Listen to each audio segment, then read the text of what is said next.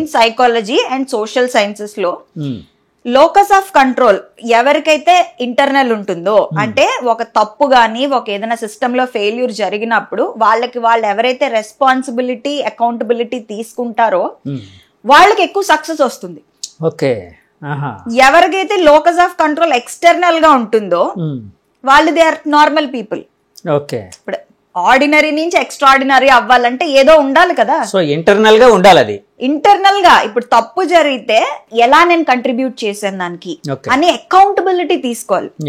ఇప్పుడు బయట వాళ్ళని బ్లేమ్ చేయకుండా ఇప్పుడు ఓడిపోతే దానివల్ల అని కాకుండా నేను ఎక్కడ తప్పు చేశాను, నాకేంటి, ఇప్పుడు నా బిజినెస్ పడిపోయింది, ఎందుకు పడిపోయింది, నేను మార్కెట్ కండిషన్స్ ని బ్లేమ్ చేస్తానా, మనుషుల్ని బ్లేమ్ చేస్తానా, అది బ్లేమ్ చేస్తానా, లేదా నేనే నా లోపాలని కరెక్ట్ చేసుకుంటాను. ఆత్మ పరిశీలన అనేది చేసుకోవాలంటారు. ఆత్మ పరిశీలనలోనే ఈ లోకస్ ఆఫ్ అకౌంటబిలిటీ అనేది తీసుకోగలగాలి. ఐ థింక్ అక్కడ జగన్మోహన్ రెడ్డి గారు కొంచెం సైడ్ ట్రాక్ అయ్యారని నా పర్సెప్షన్ అండ్ ఒపీనియన్. సో ఎందుకంటే ఈయన ఏమంటున్నారు, he's expecting the voters to vote. Last class లో ఇప్పుడు మనకి రీసెంట్ ఇయర్స్ లో తీసుకున్నట్లయితే నేను జగన్మోహన్ రెడ్డి కాబట్టి ఓటేయండి అన్నారు. ఒక మాట కూడా అన్నారు, అంటే 175 నియోజకవర్గాల్లో ఇక్కడ అంటే పోటీ చేస్తున్న క్యాండిడేట్లు అనేది ఎవరు అనేది పక్కన పెట్టేయండి, ప్రతి చోట జగన్ అనే ఒక వ్యక్తి ఉన్నారని గుర్తుంచుకోండి అని ఓటర్లతో అన్నారు. ఒక సభలో అన్నట్టు గుర్తు నాకు జనంతో అన్నారు. సో ఆయన ఏంటంటే మొత్తము ఆ పని అంతా రెస్పాన్సిబిలిటీ అంతా ఓటర్స్ కి ఇచ్చారు. ఓకే. ఒక ఎలిమెంట్ ఆఫ్ అకౌంటబిలిటీ అనేది ఎక్కడో ఒక చిన్న గ్యాప్ ఉంది. So I think that is missing in him. And ఇక్కడ ఇంకొక ఆస్పెక్ట్ మాట్లాడుకోవాలంటే సోషల్ ఇంజనీరింగ్. ఫర్ ఎగ్జాంపుల్ మీరు చూసినట్లయితే కొన్ని కాన్స్టిట్యుయెన్సీస్ లో గానీ కొన్ని ప్లేసెస్ లో గానీ ఆయన కొంతమందిని లీడర్స్ కింద నిల్చోబెట్టారు. అదేంటి, ఆ ప్లేస్ లో ఆ కమ్యూనిటీలో వాళ్ళు గొప్ప వాళ్ళు కాబట్టి నిల్చోబెట్టారు గానీ వాళ్ళ తాలూకా క్వాలిఫికేషన్ ఏంటి, వాళ్ళ ఎలిజిబిలిటీ ఏంటి, వాళ్ళ గెలవడానికి ఎంత ఛాన్సెస్ ఉన్నాయి, అసలు ఎవరిని బాలకృష్ణ గారు కంటెస్ట్ చేస్తే ఆయనకు ఆపోజిట్ గా ఎవరిని పెట్టాలి, ఎవరు ప్రాబబుల్లీ విన్నింగ్ క్యాండిడేట్, గెలిచే క్యాండిడేట్, అది కన్సిడరేషన్ లోకి తీసుకోకుండా ఈయన టూ మచ్ సోషల్ ఇంజనీరింగ్ లో ఫెయిల్ అయ్యారు అనేది ఒక ఆస్పెక్ట్. అంటే టూ మచ్ ఆఫ్ కాన్ఫిడెన్స్ కూడా వచ్చేసింది ఆయనకి అని అనుకోవచ్చా అండి? ఎందుకంటే ఓవర్ కాన్ఫిడెన్స్ అంటే ఐ మీన్ కాన్ఫిడెన్స్ నే కొంతమంది ఓవర్ కాన్ఫిడెన్స్ అంటారు, టూ మచ్ ఆఫ్ కాన్ఫిడెన్స్ అంటున్నాను నేను. డెఫినెట్లీ. సో అది ఎక్కువగా ఉండి ఎలాగైనా గెలుస్తాం కాబట్టి, ఇప్పుడు బాలకృష్ణ గారు ఎగ్జాంపుల్ వచ్చింది కాబట్టి అడుగుతున్నాను. బాలకృష్ణ గారు ఆపోజిట్ గా కొత్త పర్సన్ ఒక లేడీని నిల్చోబెడితే సో ఆయన డెఫినెట్ గా ఆయన ఓడించే అవకాశం ఉందని, అంటే అక్కడ టూ మచ్ ఆఫ్ కాన్ఫిడెన్స్. అవును.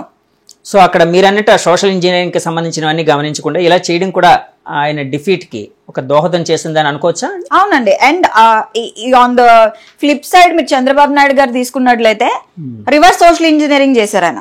ఓకే. ఎక్కడ ఎవరిని నిలబెట్టాలి, ఎవరిని ఆపోజిట్ గా నిలబెడితే ఎవరు గెలుస్తారు, qualities and characteristics of a person are also very important. ఇప్పుడు కమ్యూనిటీ ఇది కాకుండా గెలిచే ప్రాబబిలిటీ ఎంత ఉంది అనేది కూడా ఐ థింక్ అది కూడా ఇంపార్టెంట్. సో జగన్ గారు సైకాలజీ కోసం చెప్పాల్సి వస్తే ఈ విధంగా చెప్తారా మీరు? ఓకే. అలాగే జగన్ గారు ఇందాక మొండి పట్టుదల అని అనుకున్నాం కదండి. సో మొండి పట్టుదల అంటే మళ్ళీ ఆయన్ని ఫైటింగ్ స్పిరిట్ తోని అంటే గెలుపు దిశగా ప్రయాణం చేసే అంటే ముందుకు తోసే అవకాశం ఉందని అనుకోవచ్చా? డెఫినెట్లీ ఉంటుందండి. ఎప్పుడైతే when he's open to views, ఇందాక నేను చంద్రబాబు నాయుడు గురించి మాట్లాడుతూ ఓపెన్ మైండెడ్ అన్నాను. Okay okay. ఇక్కడ జగన్ గారి దగ్గరికి వచ్చేటప్పటికి కొన్ని విషయాల్లో ఆయన సెల్ఫ్ సెంటర్డ్ అయిపోయారు. ఓకే. ఎందుకంటే ఈయనకి ఓన్లీ ఒక లిమిటెడ్ సెట్ ఆఫ్ ఈయన చుట్టూ ఈయన ఫెన్సింగ్ వేసుకున్నట్టు. సెల్ఫ్ సెంటర్డ్ అంటే ఆయన మిగతా వాళ్ళు తమ అభిప్రాయాలు అంటే జెన్యూన్ గా ఆయనకి చెప్పే అవకాశం ఆయన ఇవ్వలేదా అలా అనుకోవచ్చా? డెఫినెట్లీ. ఆయన అవకాశం ఇవ్వలేదా లేదా స్కోప్ రాలేదా మనకి తెలీదు. What happened inside Jaganmohan Reddy inner circle అనేది ఆయన దగ్గర మనకు తెలీదు. బట్ మనం గమనించినట్లయితే అదే కదా జరుగుతుంది. ఎందుకంటే ఆయన చుట్టూ ఎలా అంటే ఆయన్ని పొగిడే వాళ్ళే ఉన్నారు తప్ప ఇక్కడ ఒక కన్స్ట్రక్టివ్ క్రిటిసిజం ఇచ్చి చేసే వాళ్ళు ఉన్నారో లేదో మనకి తెలియదు. నేను ఈ ముందు మాట అనడానికి కారణం ఏంటంటే ఓడిపోయిన కొంతమంది నాయకులు తర్వాత మీడియాతోనో ఇంటర్నల్ గానే మాట్లాడుతూ కూడా ఈ మాటలు అన్నారు. నేనన్న మాటలే, మా అభిప్రాయాలు జగన్ గారికి చెప్పుకునే అవకాశం మాకు లభించలేదు, ఆయన కొంతమంది మీద బేస్ అయ్యారు, మీరు చెప్పినట్టు సెల్ఫ్ సెంటర్డ్ అని అన్నారు కదా, ఆ విధంగా ఉన్నారని అన్నారు. అందుకని నేను ఈ క్వశ్చన్ అడిగాను. సో ఇది కూడా ఆయన ఓటమికి దోహదం చేసిందండి? అవునండి, ఎందుకంటే క్లోజ్డ్ మైండెడ్నెస్, అటుపక్క ఓవర్లీ ఓపెన్ ఉన్నారు. ఇప్పుడు చంద్రబాబు నాయుడు గారు ఎలా కలుపుకున్నారు చూసారా, ఎలా కలుపుకున్నారు పవన్ కళ్యాణ్ ని గాని మోడీజీని గాని. ఇంతకు ముందు చాలా పాస్ట్ లో తీసుకున్నట్లయితే చాలా ఇష్యూస్ జరిగాయి చంద్రబాబు నాయుడు గారికి చాలా మందితో.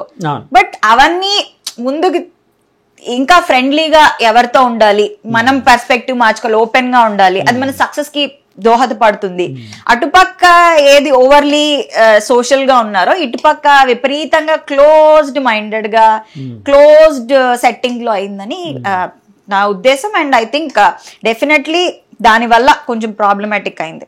ఇంకోటి ఏంటంటే జగన్ గారు ఎలా ఫీల్ అయ్యారంటే సింహం సింగిల్ గా వస్తుంది అన్నట్టు, పందులే గుంపులుగా వస్తే సింహం సింగిల్ గా వస్తుంది అన్నట్టు. బట్ అది డైలాగ్ కింద బాగుంటుంది. చాలా చరిత్రలో చాలా మంది ఉన్నారు సింగిల్ గా నిల్చుని గెలిచిన వాళ్ళు. ఫర్ ఎగ్జాంపుల్ అడాల్ఫ్ హిట్లర్ మనం తీసుకున్నట్లయితే is a single man army. So అది కొన్నిసార్లు జరగచ్చు, కొన్నిసార్లు జరగకపోవచ్చు. అందుకే నేను అన్నా పరిస్థితులకు తగ్గట్టు. ఇప్పుడు ఇటుపక్క అంతా కూటమండి, ఇక్కడ ఇతను వన్ సైడ్, అది కూడా I think it's one of the drawbacks. సింహం సింగిల్ గా వెళ్తుంది కానీ పరిస్థితులు బాగాలేనప్పుడు మేబీ కొన్ని చేంజెస్ అనేవి డెఫినెట్లీ చేసుకుని ఉండుంటే బాగుండేది. అంటే ఇప్పుడు జగన్ గారు గెలవాలి అంటే ఆయన ఓపెన్ మైండెడ్ గా ఉంటూ అందరి అభిప్రాయాలను తీసుకుంటూ గట్టిగా కృషి చేస్తే, అంటే అతనికి ఉండే ఏవైతే ఈ ప్రాబ్లమ్స్ ఉన్నాయో లేకపోతే ఇలాంటి జరిగిన తప్పులు ఏవైతే ఉన్నాయో రెక్టిఫై చేసుకుంటూ ముందుకు వెళ్తే గెలిచే అవకాశం ఉందని భావించచ్చా అండి? డెఫినెట్లీ. ఆయన ఇప్పుడు పెట్టిన స్కీమ్స్ గానీ, ఆయన తీసుకున్న కొన్ని డెసిషన్స్ గానీ, నేను బయటికి చెప్పను రిగార్డింగ్ క్యాపిటల్ ఆర్ ఎనీథింగ్, ఈ డెసిషన్స్ అన్ని చాలా కన్ఫ్యూజింగ్ గా ఉన్నాయి. చాలా కన్ఫ్యూజింగ్ ఉన్నాయి. ఏవి కరెక్ట్ గా ఇంప్లిమెంటేషన్ లో ఎంతవరకు వచ్చింది అనేది అక్కడ చాలా ల్యాగ్స్ ఉన్నాయి, గ్యాప్స్ కూడా ఉన్నాయి. నేను దాని డీటెయిల్స్ లోకి వెళ్ళను.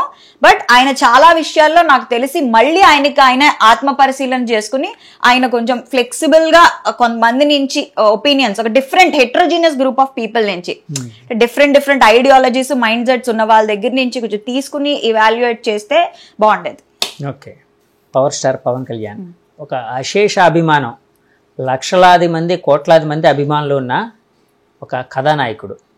అలాగే రాజకీయ నాయకుడిగా కూడా 10 ఏళ్ల నుంచి పార్టీ పెట్టి పార్టీ గెలుపోవటంతో సంబంధం లేకుండా సస్టైన్ చేస్తూ పోరాడుతూ, అంటే ఈ కూటమి గెలవడానికి ముఖ్య భూమిక పోషించిన వ్యక్తిగా అందరి చేత కొనియాడబడుతున్న పవన్ కళ్యాణ్ గారు. సో ఆయన కోసం చెప్పాల్సి వస్తే, ఆయన సైకాలజీ కోసం చెప్పాల్సి వస్తే ఏ విధంగా అనాలిసిస్ చేస్తారు? పవన్ కళ్యాణ్ గారు ఫస్ట్ ఆఫ్ ఆల్ ఫిల్మ్ ఇండస్ట్రీకి సంబంధించిన ఆయన. So if he wants to make money చేసుకోవాలంటే ఆయనకి ఆప్షన్స్ ఉన్నాయి. బట్ ఇందులోకి వచ్చి ఆయన ఇన్ని ఇయర్స్ నుంచి హోప్ పోకుండా టూ మచ్ ఆఫ్ పెర్సివరెన్స్ కానీ, కమిట్మెంట్ కానీ, కన్సిస్టెన్సీ కానీ, నేను గెలవాలి, ఏదో నేను దేశానికి కంట్రిబ్యూట్ చేయాలి. మనం తీసుకున్నట్లయితే చాలా మంది ఆయన విమర్శిస్తూ ఉంటారు. ఎలా అంటే సినిమా డైలాగులు చెప్తే చాలా మంది విమర్శించారు రీసెంట్లీ కూడా. ఏమని సినిమా డైలాగులు చెప్తే చాలద్దు, ఇది పాలిటిక్స్ అది ఇది అని చెప్పి. బట్ ఆయన మాట్లాడిన విషయాలు కానీ ఏమైనా కానీ కొన్ని డైలాగ్స్ ఇండియాని మార్చే విధంగా, యూత్ లో ఒకలాంటి ట్రాన్స్ఫర్మేషన్ కానీ, ఒకలాంటి మోటివేషన్ కానీ మీరు చూసినట్లయితే this lot of youth following for him. So అట్లాంటి is a very good motivator అని నేను చెప్తా. ఎందుకంటే యూత్ ని, మాసెస్ ని కదిల్చి మోటివేటింగ్ ఫ్యాక్టర్ ఉంటే గానీ అంత ఫాలోయింగ్ రాదు. సో డెఫినెట్లీ ఆయన చెప్పే స్పీచెస్ లో గానీ ఏదైనా గానీ నాకెలా అనిపిస్తుంది అంటే he striving for better India, some kind of change. ఇదంతా కాదు, ఈ బ్యాడ్ థింగ్స్ అన్ని కాదు, ఈ లంచాలు తీసుకోవడము, ఈ అవినీతి, ఇదంతా కాదు. సో జగన్మోహన్ రెడ్డి ఎలక్షన్స్ ముందు ఏమని చెప్పారు? నన్ను గెలిపించండి అని. ఇక్కడ emotions lot of role play చేసాయి. So I think emotional aspect లో అట్ ద సేమ్ టైం ఇప్పుడు పవన్ కళ్యాణ్ గారికి ఉన్న బాధ్యత ఏంటంటే ఎమోషన్స్ మీద వచ్చారు ఫ్యాన్స్. ఆయనకున్న ఒక చరిష్మా గానీ, ఆయనకి విపరీతమైన charisma, the way he motivates people and ఆయనకున్న ఒకలాంటి భరోసా ఇస్తున్నారు చూసారా జనాలకి, ఏంటంటే నేను చేస్తాను, చేంజ్ మీకు కనిపిస్తుంది, ఇవన్నీ కాదు, you will see a new India, new Andhra Pradesh అని ఇలాంటి మోటివేటింగ్ ఫ్యాక్టర్ వల్ల I think he won. And ఇప్పుడు ఆయనకున్న టాస్క్ ఏంటంటే, ఇప్పుడు ఎవరైతే ఓటర్స్ వచ్చారో, ఆయనకి పర్టికులర్ ఫాలోయింగ్ ఉన్నదో, సో ఈ ఎమోషన్స్ తో వచ్చిన వాళ్ళు మళ్ళీ నెగిటివ్ గా ఏదైనా ఎమోషన్స్ ఫీల్ అయితే, ఎందుకంటే ఇప్పుడు ఫర్ ఎగ్జాంపుల్ ఏదైనా పర్సనల్ రిలేషన్స్ లో కానీ ఎందులో కానీ మీరు చూసినట్లయితే బాగా ఇష్టం ఉన్న వాళ్ళ దగ్గర చిన్నది ఏదైనా నెగిటివ్ గా జరగగానే కేయాస్ వస్తాయి, గొడవలు జరుగుతాయి, ఏదైనా చిన్న కాంట్రవర్సీ, చిన్న చిన్న మనస్పర్ధలు రాగానే. అలాంటివి కూడా జరిగే ఛాన్సెస్ ఉన్నాయి పవన్ కళ్యాణ్ గారి గురించి, ఎందుకంటే అప్రోర్ ఒకేసారి వచ్చింది కాబట్టి ఎమోషన్స్ తో. So then might also be a flip side. కాబట్టి ఆయన చేయాల్సింది ఏంటంటే ఇప్పుడు కన్సిస్టెంట్ గా వీళ్ళని ఉంచుకోవడం. He's a very good leader who has the capacity to motivate people. అంటే ఇప్పుడు పవన్ కళ్యాణ్ గారు సైకాలజీ కోసం చెప్పాల్సి వచ్చినప్పుడు, అంటే నేను చాలాసార్లు ఆయన గమనించింది ఏంటంటే, ఆయన కొన్ని విషయాల్లో చాలా అగ్రెసివ్గా ఉంటారు. అంటే ఒక రకమైన అంటే పాజిటివ్ ఆవేశం, అంటే ఆయన అభిమానులు చెప్పేది ఏంటంటే ఆయన ఆవేశం ఒక పాజిటివిటీ వైపు ఉంటుంది అని. సో పాజిటివ్ ఆవేశం అనే దాన్ని ఎక్కువ ఎక్స్ప్రెస్ చేస్తూ ఉంటారు. అట్ ద సేమ్ టైం కొన్ని విషయాలకు వచ్చినప్పటికీ తను తగ్గించుకోవడానికి కూడా సిద్ధపడుతూ ఉంటారు. ఫర్ ఎగ్జాంపుల్ కూటమి, అంటే టీడీపీ జనసేన బీజేపీ కూటమి కట్టినప్పుడు సీట్ల విషయంలోని చాలా మంది అతన్ని అంటే ఈ కూటమిని విచ్ఛిన్నం చేయడం కోసం కొంతమంది, లేకపోతే ఆయన అభిమానులు, లేకపోతే ఆయన ఇంకా ఎక్కువ అడిగితే బాగుంటుందన్న కాన్సెప్ట్ లో కూడా కావచ్చు. అంటే ఇలాగా అలాగా అన్నది కాకుండా వాళ్ళు చేసింది ఏంటంటే చాలాసార్లు అతన్ని ప్రొవోక్ చేయడానికి ట్రై చేశారు. మీరు ఎక్కువ అడగండి, ఎక్కువ సీట్లు, మీకు 80 సీట్లు పోటీ చేసే కెపాసిటీ ఉంది ఇలా అని. కానీ ఆయన అన్ని ఒక ప్రాక్టికాలిటీ వైపు వెళ్ళి తను తగ్గించుకుంటూ కూడా అంటే ఆ ఫ్రెండ్షిప్ అనేది ప్రాపర్గా మెయింటైన్ అయ్యేటట్టు చేశారు. సో ఈ రెండింటిని బేరేజ్ చేయాల్సి వచ్చినప్పుడు ఒకవైపు అగ్రెసివ్నెస్, ఆయన స్పీచ్ చాలా ఆవేశపూరితంగా ఉంటుంది, ఒకవైపు ఆయన చర్యలు చాలా కామ్గా ఉంటాయి. దీన్ని ఏ విధంగా సైకాలజీలో చూడొచ్చు అంటారు? ఏదో డైలాగ్ ఉంది కదా, ఎక్కడ నెగ్గాలో కాదు ఎక్కడ ఓడిపోవాలో తగ్గాలో తెలిసిన వాళ్ళే విన్నారు అని చెప్పి. సో పవన్ కళ్యాణ్ గారికి ఎక్కడ నెగ్గాలో కదా ఎక్కడ తగ్గాలో కూడా తెలుసు. సో పవన్ కళ్యాణ్ గారికి వచ్చేటప్పటికి ఏంటంటే, నేను అదే ఇందాక చెప్పా కదా, మోటివేషన్. ఓకే, సో అగ్రెసివ్ గానే ఉండాలి స్పీచెస్. ఆ మోటివేటింగ్ ఫ్యాక్టర్ అనేది చాలా మందికి ఉండదు. I think with charisma and that speeches, that is how he gain voters whatever. ఎందుకంటే మనం ఎవరికైనా ఓట్ అయ్యాలంటే నమ్మకం రావాలి, ఆయన అంతలా నమ్మకం క్రియేట్ చేశారు. ఐ థింక్ ఆయన బాగా బ్యాలెన్స్ చేసుకుంటారు. సైకలాజికల్ గా ఆయన్ని అంటే ఆయన క్యారెక్టర్ లేకపోతే ఆయన సైకాలజీని ఒకవేళ అంటే పరిశీలించాల్సి వచ్చినప్పుడు, స్టడీ చేయాల్సి వచ్చినప్పుడు ఏ విధంగా చూడొచ్చు అంటారు? ఈ రెండు అంటే వ్యతిరేక భావాలు రెండును, ఒకటి అగ్రెసివ్నెస్, ఒకటి కామ్నెస్. సిట్యుయేషనల్ అండి, again it comes back to being situational. Situational అంటే పరిస్థితులకు తగ్గట్టు, ఎక్కడ మనం గట్టిగా ఉండాలో తెలియాలి, ఎక్కడ సాఫ్ట్ గా ఉండాలో తెలియాలి. సో ఆయన మనుషుల్లోకి వెళ్ళినప్పుడు అగ్రెసివ్ గా మాట్లాడేవారు, ఎందుకు అది రీచ్ అవుతుంది. ఇప్పుడు నేను సాఫ్ట్ గా ఏదో సాఫ్ట్ టోన్ లో ఏదైనా మామూలుగా చెప్పాను అనుకోండి, అది రీచ్ అవ్వకపోవచ్చు. కానీ నేను దానికి ఒక ఎమోషన్ యాడ్ చేసి చెప్పాను అనుకోండి, ఒక ఎమోషన్ యాడ్ చేసి చెప్పినప్పుడు అది రీచ్ అవుతుంది. ఇప్పుడు గోల్ ఏంటి ఎవరికైనా పొలిటీషియన్ కి? To reach the common man. So common man ఎలా రీచ్ అవ్వాలి? Through emotion. సో ఆయన ఫీల్ అయ్యి ఆయన ఐ థింక్ అగ్రెషన్ కాదు, అగ్రెషన్ తో ఒకలాంటి చూసారా మీరు కొంతమంది పొలిటీషియన్స్ గానీ ట్రాన్స్ఫర్మేషనల్ లీడర్స్ గానీ వాళ్ళు మాట్లాడుతున్నప్పుడు వాయిస్ మాడ్యులేషన్ గానీ ద ఎమోషన్ విత్ విచ్ అంటే భావం ఏం చెప్తామో అది బాగా రీచ్ అవుతుంది. అట్ ద సేమ్ టైం వాళ్ళ యాక్షన్స్ అనేవి సిట్యుయేషనల్ గా ఉండాలి, సిట్యుయేషన్ కి తగ్గట్టు పరిస్థితులకు తగ్గట్టు ఉండాలి. సో ఐ థింక్ ఆయన బాగా మేనేజ్ చేసుకోగలిగారనే చెప్పొచ్చు. అలాగే పవన్ కళ్యాణ్ గారి ఆహార్యం చూసినప్పుడు ఆయన ఉంగరాలు సంథింగ్ ఏవో కనిపించాయి నాకు. ఏంటంటే అంటే ఉంగరాలు అంటే మీరు యాక్చువల్గా ఒక సైకాలజిస్ట్, అంటే నేను అంటే దైవం మీద భక్తి ఉండడం, ఉంగరాలు పెట్టుకోవడం తప్పని నేనేం చెప్పట్లేదు, నేనేం జడ్జిమెంట్లుగా ఏం చెప్పట్లేదు. వాళ్ళ అభిప్రాయం కావచ్చు, వాళ్ళ విశ్వాసం కావచ్చు, మంచి జరుగుతుందన్న ఇది కావచ్చు, లేకపోతే దైవానికి సంబంధించిన ఒకటి ధరిస్తే మనకి అంటే మనం స్వచ్ఛంగా ఉంటాం అనే ఒక ఇది కావచ్చు. సో ఉంగరాలు కొన్ని చూశాను, దానికి సంబంధించి మీరు కూడా ఆ మధ్య ఎప్పుడో ఒకసారి ఆఫ్ ద రికార్డ్ మాట్లాడుతున్నప్పుడు ఉంగరాల కోసం అన్నారు. ఏంటండి అది? ఏంటి, ఎలాంటి ఉంగరాలు పెట్టుకుంటారు? ఆయన చేతికి చూసానండి, ఏ ఫింగర్స్ కో నాకు గుర్తులేదు కానీ ఒకటి తాబేలు ఉంగరం, ఒకటి కాబ్రా రింగ్, అదే పాము ఉంటుంది కదా, కోబ్రా రింగ్ ఒకటి, ఇది ఒకటి.